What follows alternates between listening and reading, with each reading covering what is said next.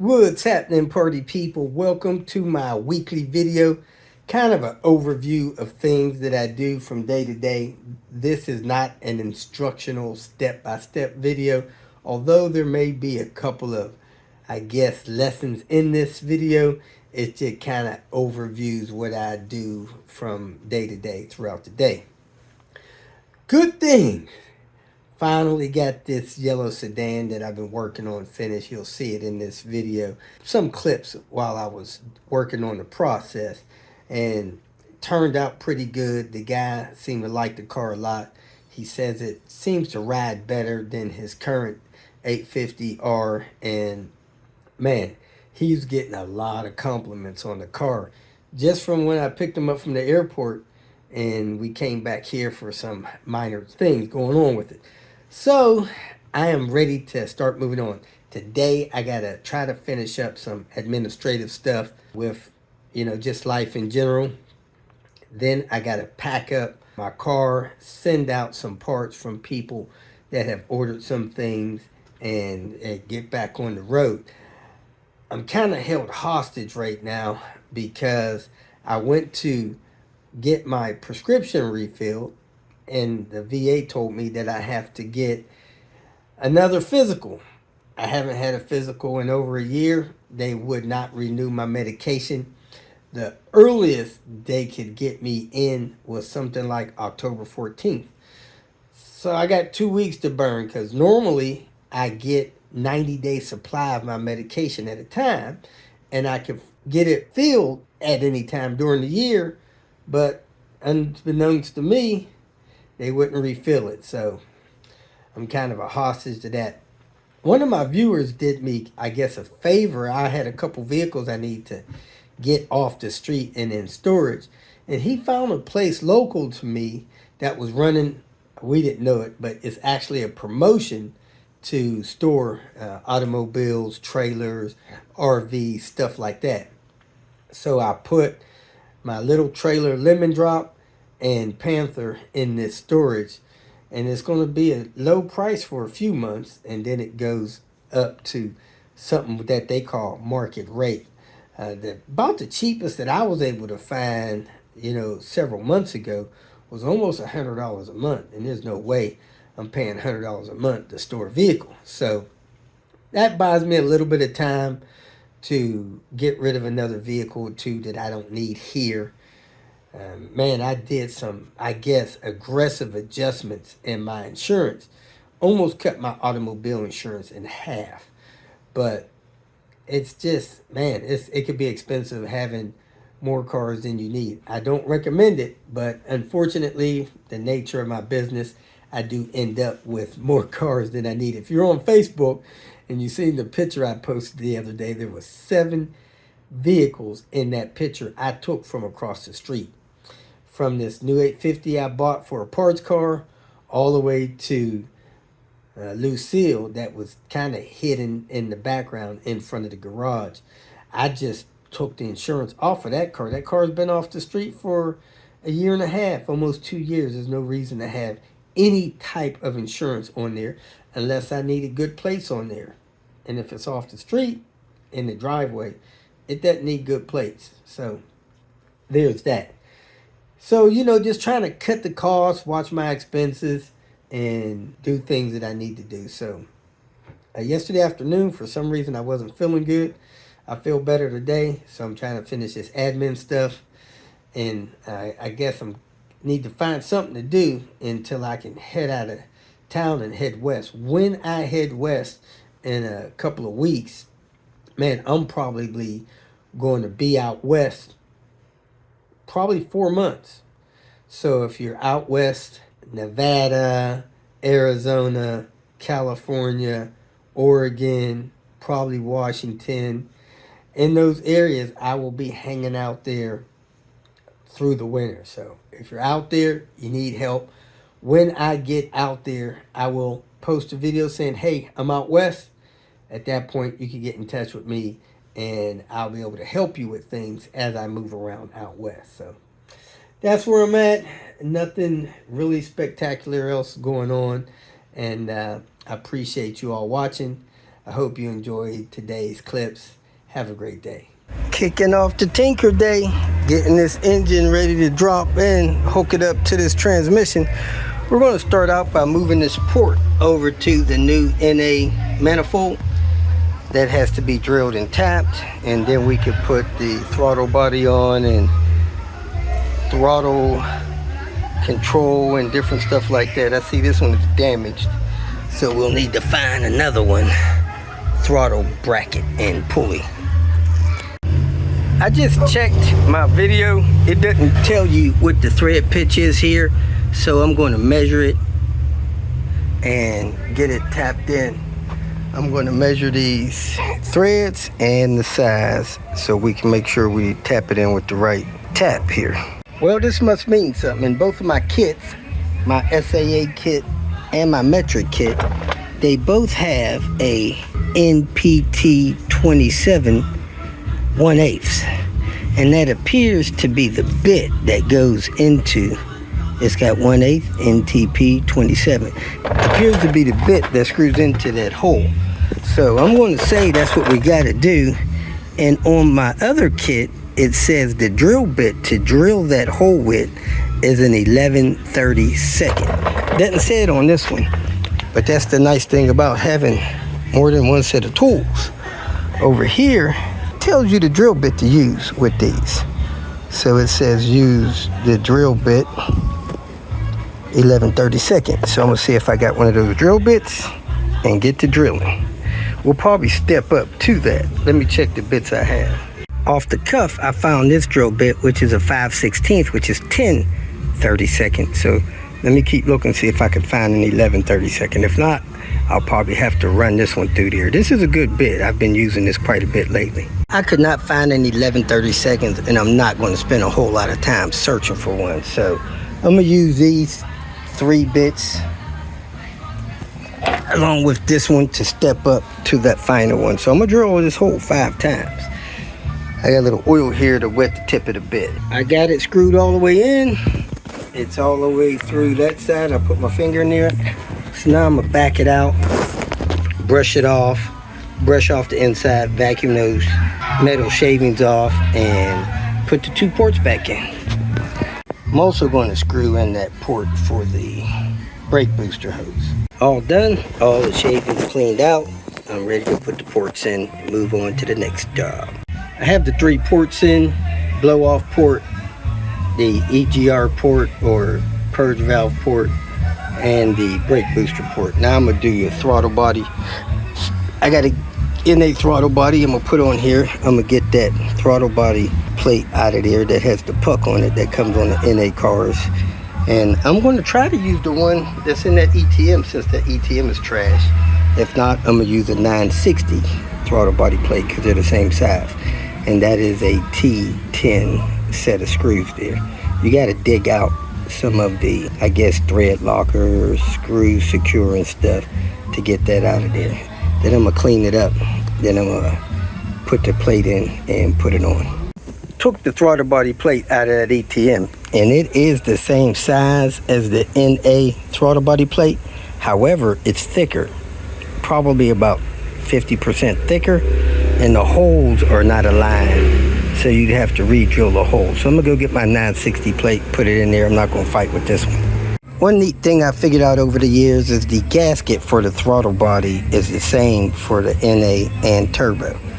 This hole is bigger, so it fits the NA one, and it also seals off the turbo one. And that's how it fits on the NA throttle body. I don't have a turbo one handy, so I'm not going to get into that, but you see more of the metal on the inside on the turbo one. I'm not sure what the torque value is on these throttle bodies to your intake manifold, but I'm torquing them at 96 inch-pounds, which is 8 foot-pounds. Seems tight to me. These 4 screws up here on top of this intake manifold that hold this bracket on and this vacuum tree, I torqued those to 70 inch-pounds. That's almost 6 foot-pounds, probably 5 foot-pounds would be good. 60 inch-pounds. From what I could tell, this intake manifold is ready to be installed. I'm gonna put it out the way so it don't get nicked up, scratched up. Get back to work on that engine I'm gonna put the exhaust manifold on, see if it's true. Go ahead, put it on, put the turbo on, put the lines and everything on it so that thing could be ready to roll. Man, I gotta figure out what I did with my coolant hoses for that. Took a little break. Man, I tell you, 15 minutes goes by so fast. You barely get to focus on relaxing. Let's go ahead over there and put this exhaust manifold and turbo and that stuff on there. Oh, before I do that, let me get this timing belt cover cleaned up, epoxy, and set to set before I get anything else, so that when I'm ready to put it on, it's ready to go on. Don't quite remember how this goes together, but I'll figure it out after I get it cleaned up so I can epoxy it. So here it is. It actually goes like this. I have to epoxy that like that. It broke there, a couple other little pieces, but if I epoxy these two things, I will be fine. So let me figure out how to do that. Keep these pieces in the position that they'll set right. Also, I got some breakage in this corner here, and it's hard to clean that, so I'm gonna spray it with some brake parts cleaner. Well, I settled in on this gray stuff. I got some on there. I got some on there. That's the bulk of the brake. I can bolt this together on the engine once that sets. So it says it sets in 6 minutes, and let me see how long it'll take to cure. I don't have the cure information, but I'm gonna give it an hour before I really handle it, see if it holds up.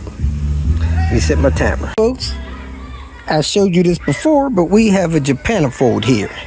You notice a Japanifold, it's got the opening there that's a little wider. The ribs in there are set in there pretty deep. It says Japan there. Let me show you the regular exhaust manifold. This is the regular T5 manifold, and this is the Japanifold. Japanifold has Volvo there, part number there, Japan there, 5-1 there. The regular manifold doesn't have anything. However, they are structured the same. This actually has a bow in it there where this is straight. But it should take the same heat shield, which is nice. And it bolts up the same. And this regular manifold has a bracket stud there that they didn't think was necessary later on. So that's the visual difference of the two manifolds. They have the same sound, other than that one may sound a little better with a bigger exhaust because it's got more flow. It's more open. There you have it. Japanifold, yay! Yeah, you can't mount the coolant line on here with this here. And you can't mount it in this hole because it'll be down too low and the turn in it will hit the support for the transmission mount. So I need to pull this, put the plug in there. So let me go find the plug. And I need to bolt this on there. It looks like I need studs because this didn't come with the studs. But this is a 19T TD04 Kinagawa. You see 19T there. I could turn it up this way. Could have a billet wheel. I didn't know billet wheels were shaped like this, but this is a 6x6 wheel. And this is the stock turbine blade. You can get these upgraded to perform a little different. Some people think better, produce more power, spool a little faster. But hey, there is nothing slouchy about a 19T, so let's get with it. I'm not sure if this clamp is going to be in the way of my coolant line. Hopefully not. But you got oil delivery goes here. Coolant supply goes there. Coolant return goes there. So I got to make sure that's not going to be hitting this clamp. So let me go get that and fit that on. Well, that took longer than I expected, but I got the turbo mounted to the exhaust manifold. all 4 studs in there. Didn't have studs, so I had to find my own. There was 1 stud, I think, in the exhaust manifold. Then it had no studs on the exhaust flange where the downpipe connects, so I went and got studs for that. They're ready to roll. I'm gonna call it a night because it's past dinner time and I've been out here long enough in this heat. So I'm gonna shut this down, pick this up tomorrow, and get it mounted on the engine and keep moving forward from there. But I got that prepped, cleaned up. I got this all prepped and cleaned up. I'm just hungry, so I'm gonna shut it down. Oh, and I think this setup might paint that black, might not really worried about it, but let me make sure it's set, pull that tape off of it, and get this put on first thing in the morning. Oh man, these things are notorious for breaking now. They're so fragile. Kicking off the Tinker Day, getting some NA cams, some lifters, a few other things, ABS module. We got to get it while it's here. They're not here often. Uh-oh, somebody breaking glass. Jeez. I got the ABS module. I got to clip some hardware. Now I'm going for these NA cams. And that bracket system on the back of the fuel line. People always need that. Cams are out and the lifters.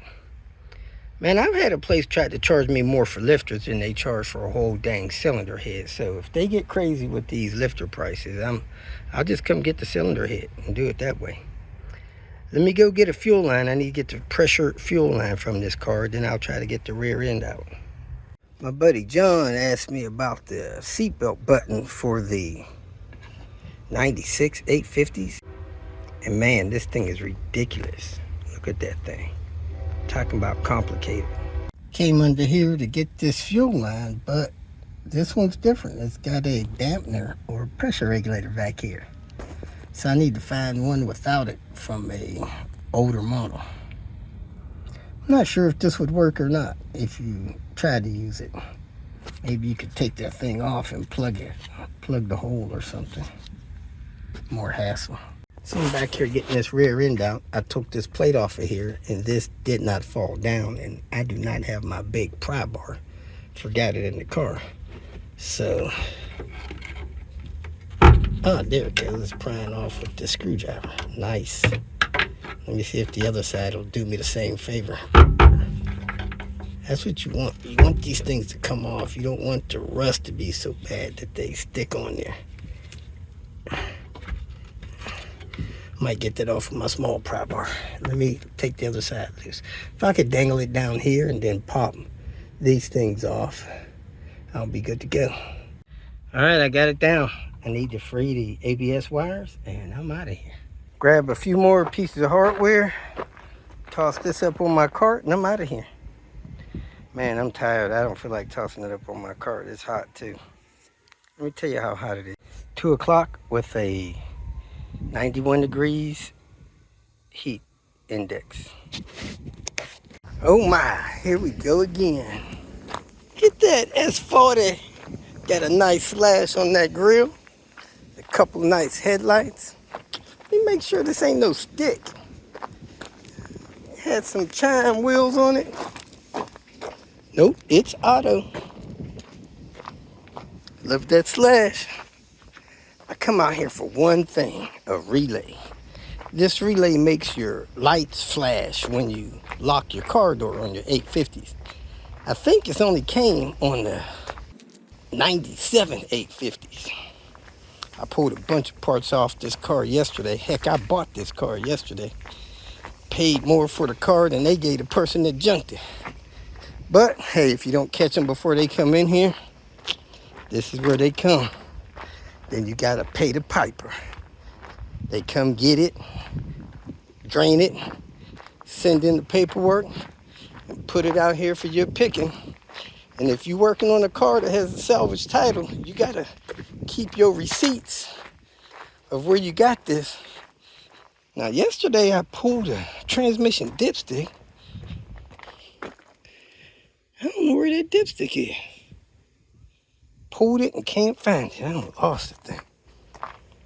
But let me get this relay I want so I can get out of here. The only tool I brought, so nobody can borrow any tools from me. Do. And there it is, folks.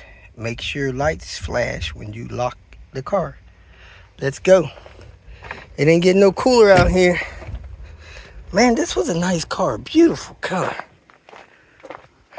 I don't see that dipstick. Maybe I did buy that dipstick. Let me check the car. In the meantime, gotta go pay for this relay. Thanks for tuning in. Back to the house I go to get back to work. All right, folks, time to get back to some real work.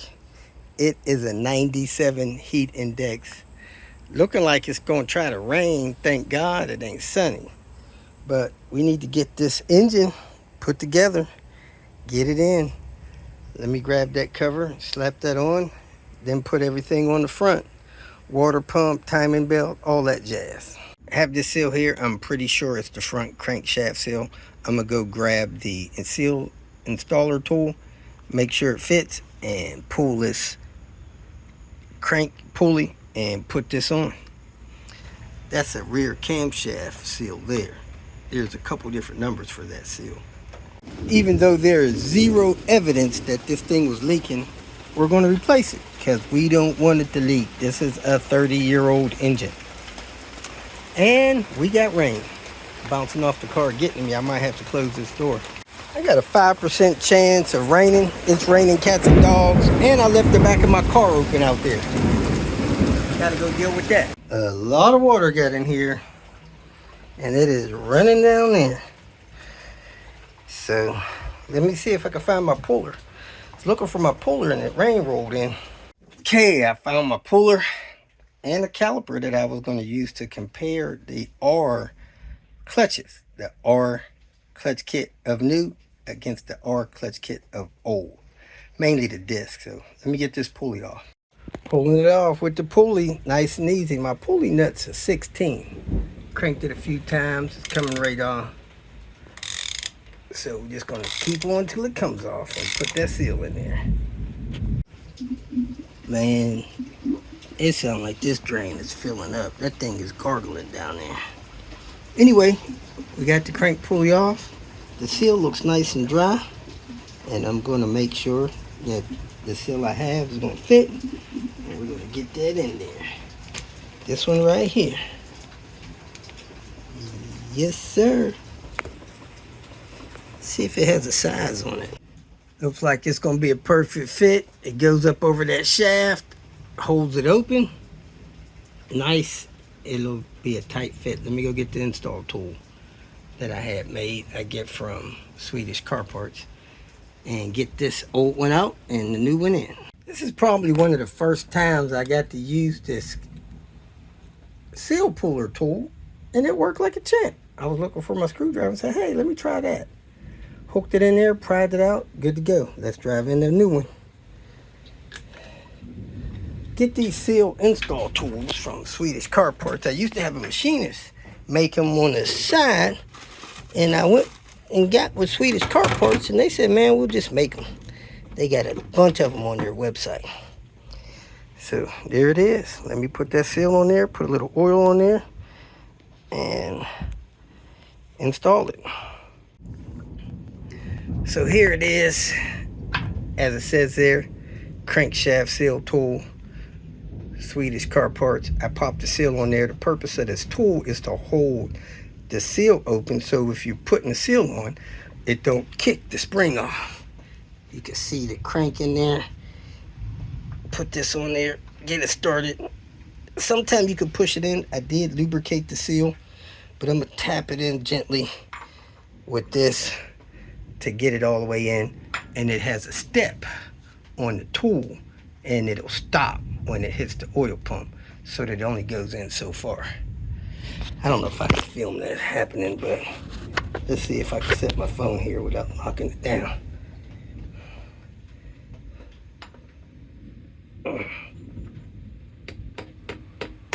You'll hear it when it seats because it'll pop.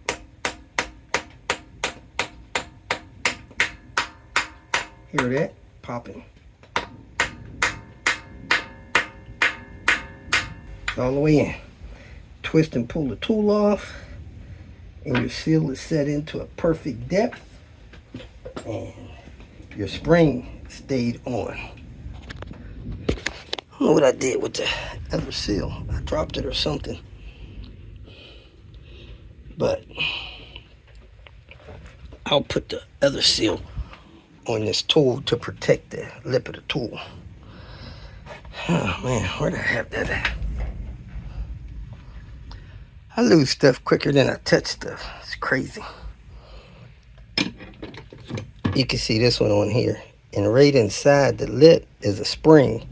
If you push it in without a tool, you take the risk of the inner lip of the seal grabbing the shaft and kicking that spring off. And if it kicks that spring off, it's going to leak. And that's not going to be fun dealing with that.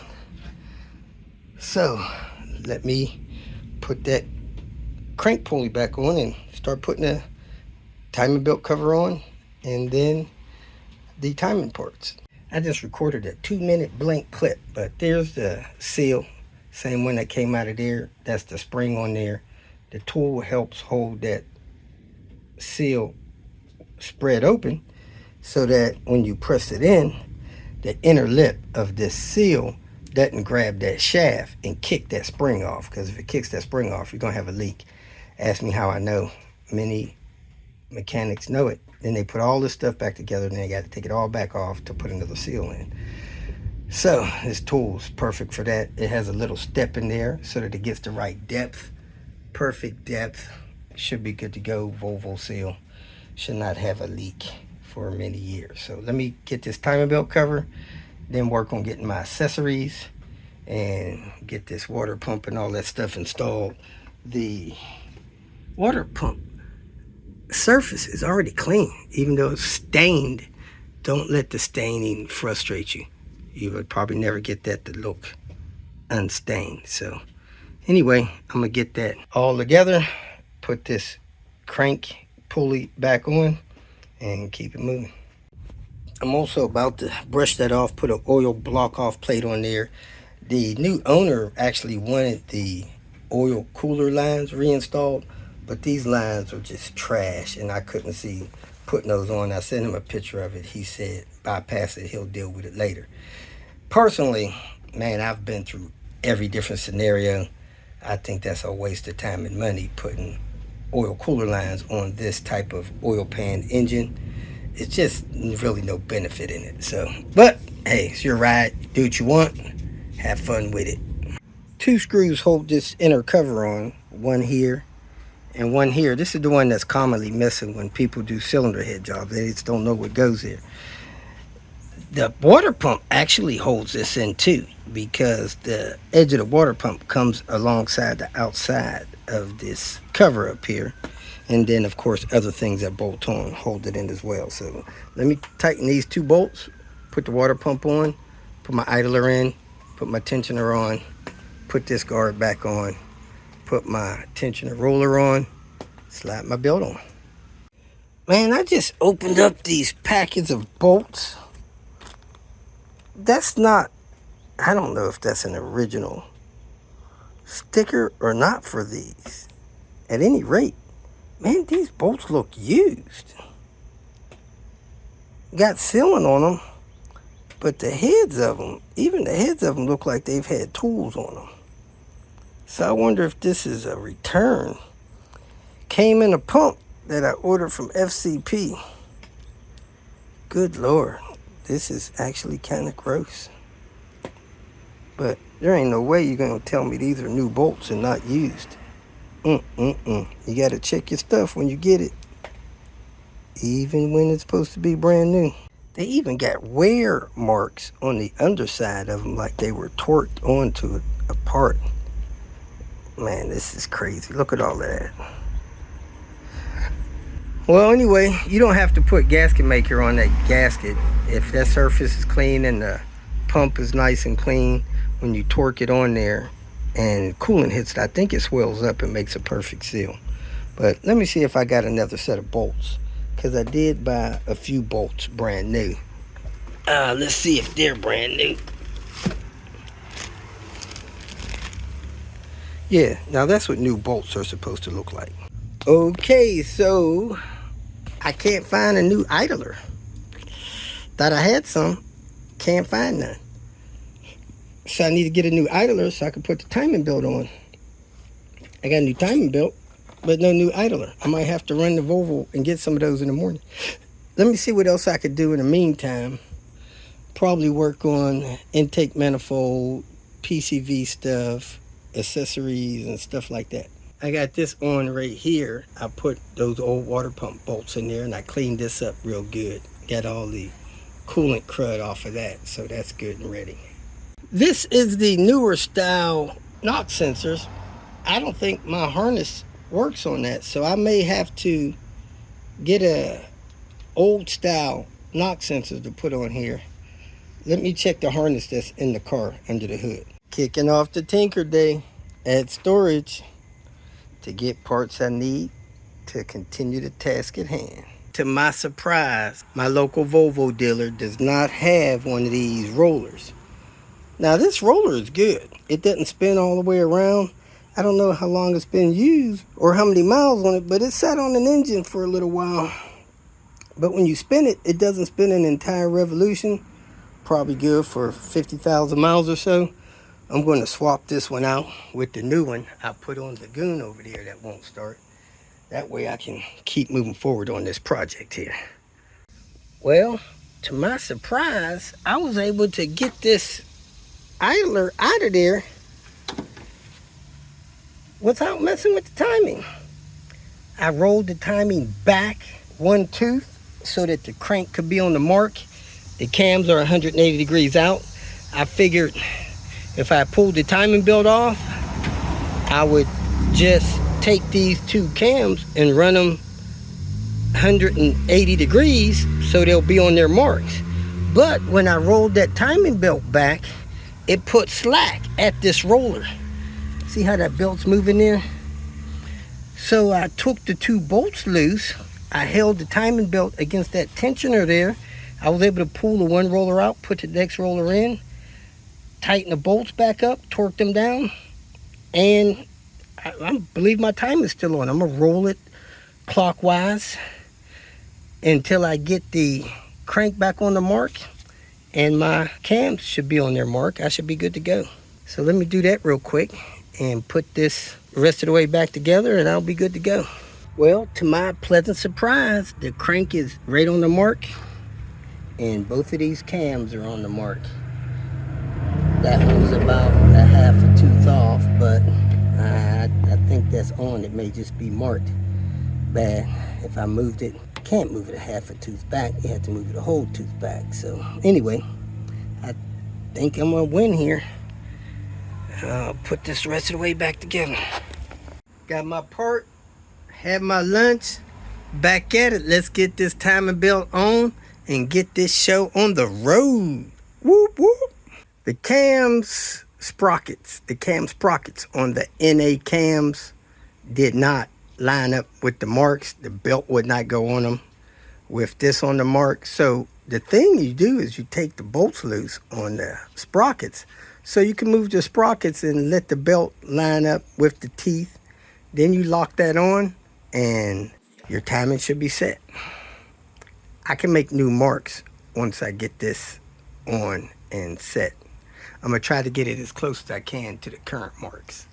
I think the best thing to do is pull tension on the back side of the belt. If you're looking at it the right side on your roller around your cams, I got it set where the sprockets are pointing at the mark. Now I'm gonna put it on this water pump and then the tensioner roller, and I should be good to go to pull a pin. But I'm going to snug those bolts down right there, because then I need to adjust the timing on this exhaust cam for the NA cams. I actually had a car that somebody, I think, put these on with an impact or something, power tool, over torqued them. They broke off 1,000 miles later driving the car. So I would strongly encourage you not to over torque these things. Maybe 9 foot-pounds may be good, somewhere between 9 and 12 foot-pounds, no more than 12 foot-pounds. And I use my inch-pound torque gauge torque wrench to set that torque. 144 inch-pounds at the most. After I get that set, roll it around, double check the timing. I'm going to remove the cam locking tools off the back and then set my exhaust cam to the right degree once I get my IPD gauge on that. I checked my tuning information and it said that I should retard the intake by 4 degrees and advance the exhaust by 5 degrees. So let me loosen this up and get this tool on here and do what that says. So to wrap this up, these cams are now timed different according to the back of the cams. The marks are still on, so if anybody ever changes the timing belt, as long as they time it back to the marks, they'll be fine. However, you can't put a cam locking tool in here no more and change the belt because they are no longer level. That one is 5 degrees off. This one is 4 degrees off. And if you try to time it with the cam locking tools on the back, you will mess up the timing of the engine for the performance modification. It'll still run fine. It won't have any interference with the valves or anything like that, but it won't get peak performance out of the cams because these are NA cams. They're not the same size as the turbo cams. And this is one of the reasons why newer vehicles have hubs on here and their variable valve timing, where the timing adjusts according to the power demands of the engine. This is peak for performance setting, and other cars, the newer S60s and other vehicles that have variable valve timing, they get a mixture of good performance and good economy because these are dynamic and not fixed like you have here on these older engines. I put both cam seals in here. Now I can put the back of this engine together, put me a crank sensor in there, put the stuff on the back of this engine together with the distributor, stuff like that. Then put these accessories on here, and then I'm gonna pull the engine off the stand, replace the rear main seal, and it'll be ready to drop in.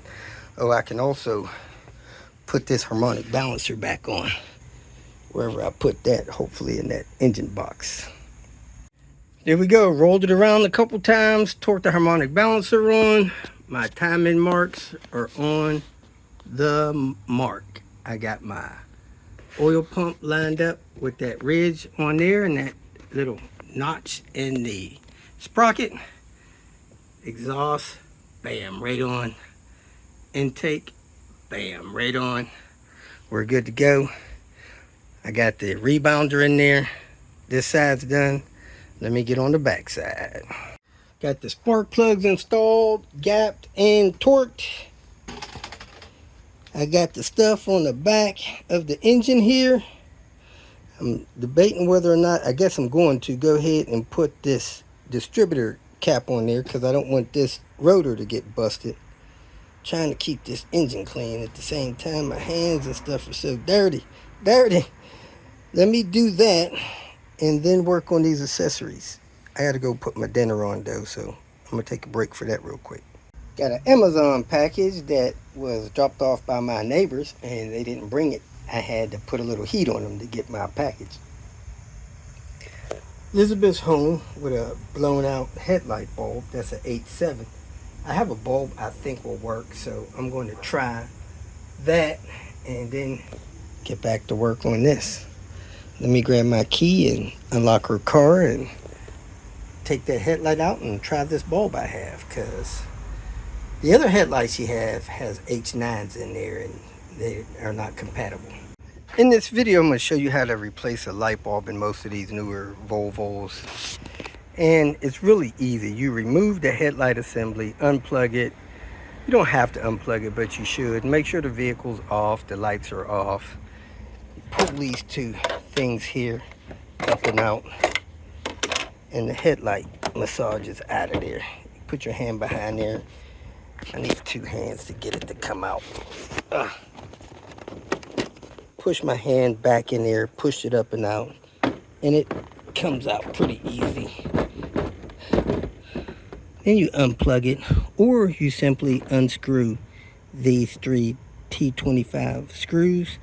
Up there's 4. 1, 2, 3, 4. Then you can access the bulb. It's just as easy to unplug it and pull it the whole way out of there. You push on this tab right here and pull the plug apart. Now you can walk away with the entire light assembly. I also have one of those little lights down there that's out that run this here. I'm gonna try to pull that out and replace that bulb as well. If you have standard halogens, the bulb is the H11. If you have the active bending headlights, it's a D3S Xenon. The screws were actually T20s, not T25s. So there it is. I popped that out. Now the low beam bulb is this big one here, and it's actually a H11. I was told by the manual that it was a H9. So let me see if I got an H11 available. So I'm gonna turn this a quarter of a turn, or not quite a quarter of a turn, and massage it out.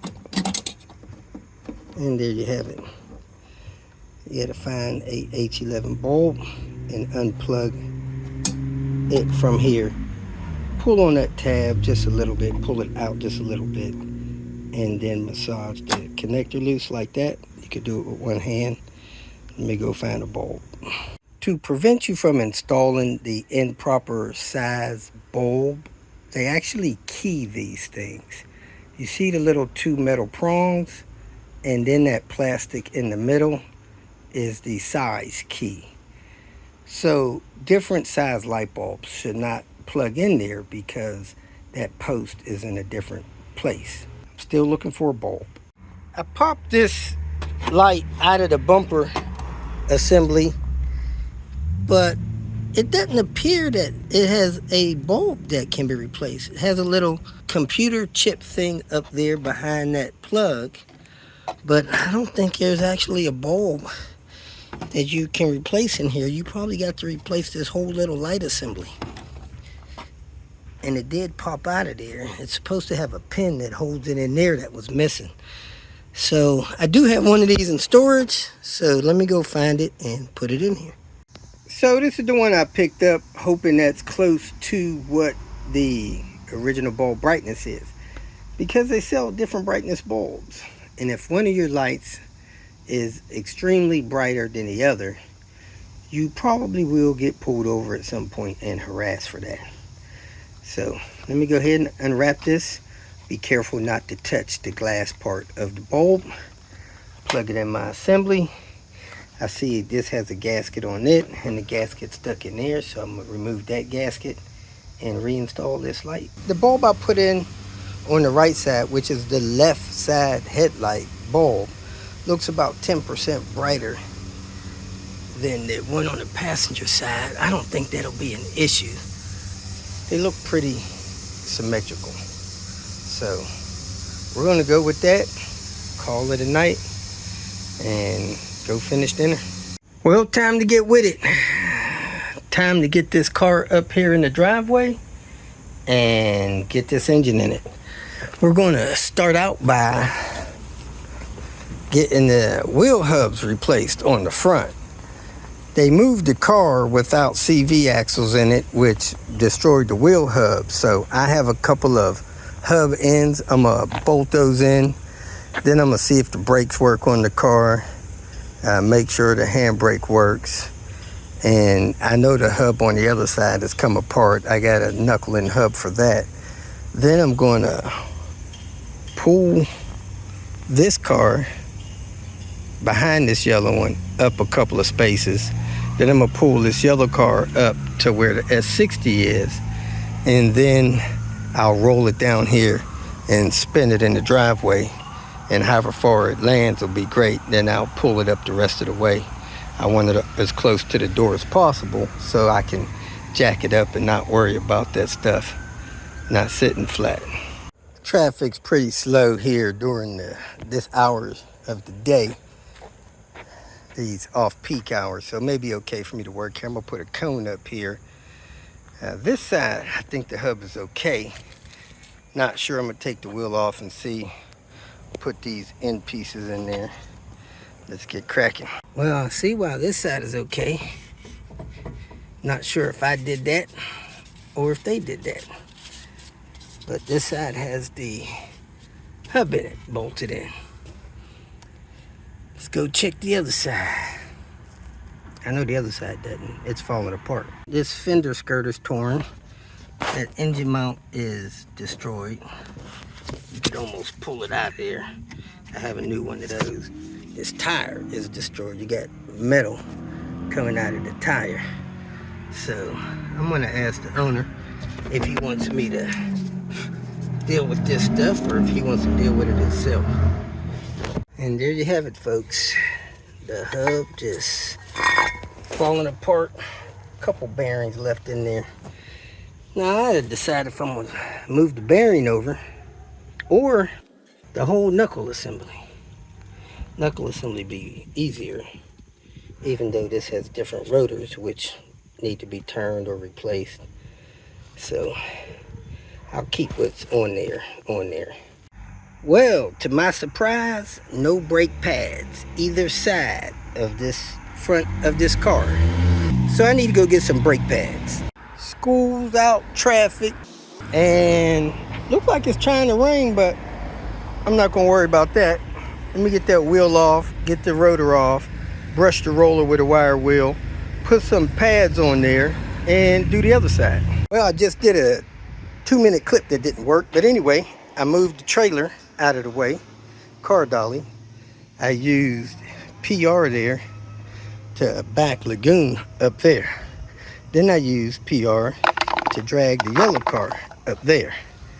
Now I parked PR here. I'm gonna try to drive the yellow car around PR and get it into this driveway. Now that thing is nose light, so I can't come in too hot or it might slide into my trailer. So I'm gonna see what kind of control I have over it, see if it has brakes, and drive that thing around here. Let's get with it.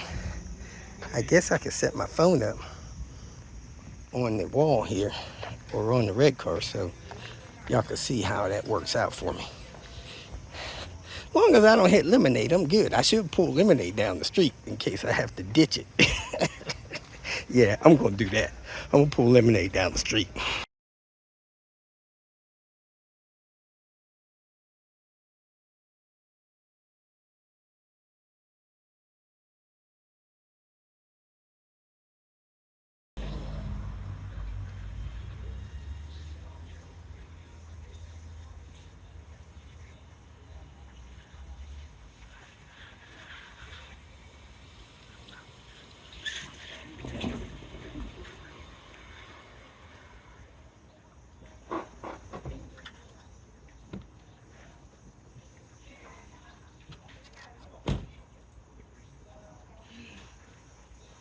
And there we have it, folks, a new resting place. I'm getting ready to take this car dolly, push it up behind this car. I'm gonna do the fuel pump, a few other things in here. So that's our new parking arrangements. Whoop, whoop. Let me get back to work. Almost time to get dinner. Getting my day started. I failed to fold this mirror in. It's a good way to lose a mirror around here in the morning, especially on school days. Looks like I'm a little bit away from this curb too. Yeah, I'm about 5 inches away from the curb on the back. That's also a bad thing around here. Anyway, going on my walk. Nice and cool out, man. This feels like the mid-60s. After my walk, I'm gonna get to work. Here we go, my people. It's supposed to be a Volvo S70 drop here. Always need ABS modules and a few other bits. So here I am to get them. Row 7. Here we go. Man, they got that thing high in the air. I can walk under it. I'm so short. It's so high. Awesome.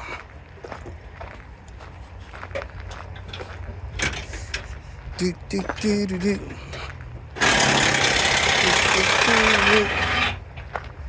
Here it is, folks. It's got those special wheels on it. They got it all tagged up. And it has a sunroof. We can try to get the sunroof trim. We're gonna try to get a, what's that thing called? Hey, it's got change in there. The change guy hadn't come cleaned it out yet. It's got floor mats, man. You guys that don't have floor mats need to get floor mats. So we're gonna try to get this sunroof trim out of here. It's got decent black seats, even though my Uncle Steve has black seats for somebody if they want them. That trim is cracked. That trim is okay. I'm gonna pull this down. Ooh, man, that's ugly. See if it's got a relay I need. It is a 98. So let's get it and go. Here it is, folks. I got an ABS module, oil block off plate, sunroof trim undamaged. This trim here actually looks good. I think I'm gonna take it too. The other one's peeling, and I'm gonna get out of here.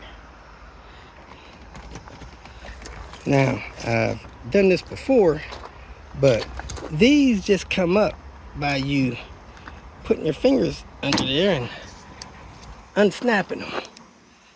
You could put a screwdriver under there if you want to help, but you don't have to have a screwdriver. If you put a screwdriver under there, you might want to protect the paint on the car. You can slide it under this part of the metal and pop up at the tabs. But these do pull up without it. So, let me see if this thing has any cracks in it of significance.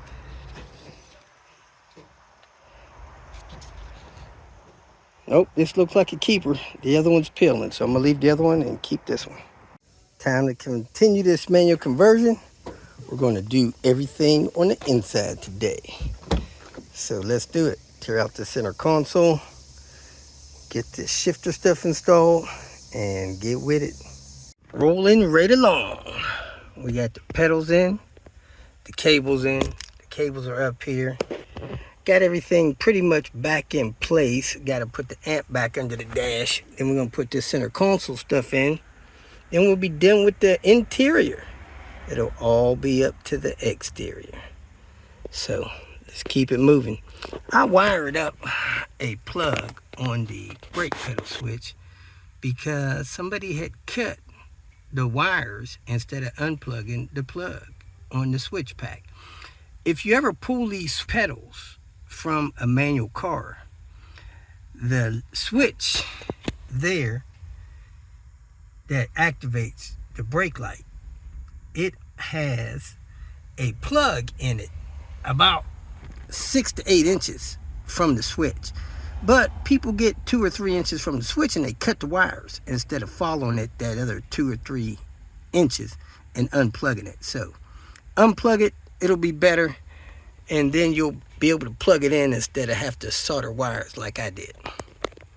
Now your 90, I guess, 6 and 97 and newer cars, they have a regular brake light switch that also has the shift lock wired into it. So if you have a shift lock that's not working and your solenoid's good, it could be this switch here, the brake pedal switch. So your newer cars have the brake pedal switch. People normally unplug those, which is fine. But if you have the older style 93 to 95 850s with that round plunger brake light switch without the shift lock wire into it, just follow that wire back a little bit more and unplug it. Well, it is dinner time and I am not quite done with the interior. Very close. I got a couple of screws missing. I got one of these missing that goes down there, and the ones that go in the armrest were missing, and this thing was jammed down in there, and as you can see, the washer's bent. I might straighten that out and use it and then get another one that goes down in the armrest. And after I get that in, I'll put the amp in, put the panels in, and the inside will be done. So I think I'm gonna go have dinner and then come out here and finish this. Well, dinner was delicious, and now I don't want to do any more work. So let's see what I should do here. I think I'm gonna go ahead and secure this center console. So I'm gonna find that screw I need, both of those screws. Secure that center console and probably leave that the way it is until I make sure the car runs. Make sure I don't have to do anything with the clutch master cylinder. I have no idea who made this mess, but this is actually upside down. It should be like that to give your gauge some shade. They just screwed that thing in there. So this is not a pod that was made for this. This is just a generic pod, which is ugly. I don't know if I have one, but I'm sure not gonna leave that vacuum line and that power line like that. So, oh gosh, and they got wires running out here. I don't even know what those wires are, because those wires are running somewhere back here, and I see wires over there now. So I don't know what's going on here. Anyway, let me tuck this center console up, right? So that'll be totally done. They have a flat plug for this, but I like these rounded plugs that go on like the 95 and newer cars. Not really the 94 cars. I don't like the 93 and 94 plugs. I could put one there, but I think the rounded ones will look better. So let me get a rounded plug for that. A screw for there. 2 screws for in here. Clip this in that trim, and I can move on to the rest of my night. Or I could just clean up my tools and deal with this in the morning. I think I'm gonna do that because I got a lot to do in the house. I gotta make my health drinks for the morning, and clean my juicer, and clean my kitchen, and then get ready for bed. So yeah, I'm gonna wrap this up right here. I'll deal with this stuff in the morning. If you made it this far, I trust that you found some information that was either useful or entertaining, so go ahead and hit the like button. And if you would like notification of future videos that I post, please subscribe to the channel. I appreciate your support. You can follow me on other social media apps by looking for @RobertDIY. Some form of that should bring up the other channels that I have on places like Twitter, Facebook, Instagram, and so forth. If for some reason you need some more personal help, go to my website at robertdiy.com and use the phone number that I have posted there to send me a text message, or you can email me. If you have questions or comments, please make a comment below. And if you'd like to make some kind of financial contribution to what I got going on here, go to my channel and hit the more link at the end of the introduction statement, and it'll show you different ways that you can support me financially. Again, thanks for watching. I hope you have a great day.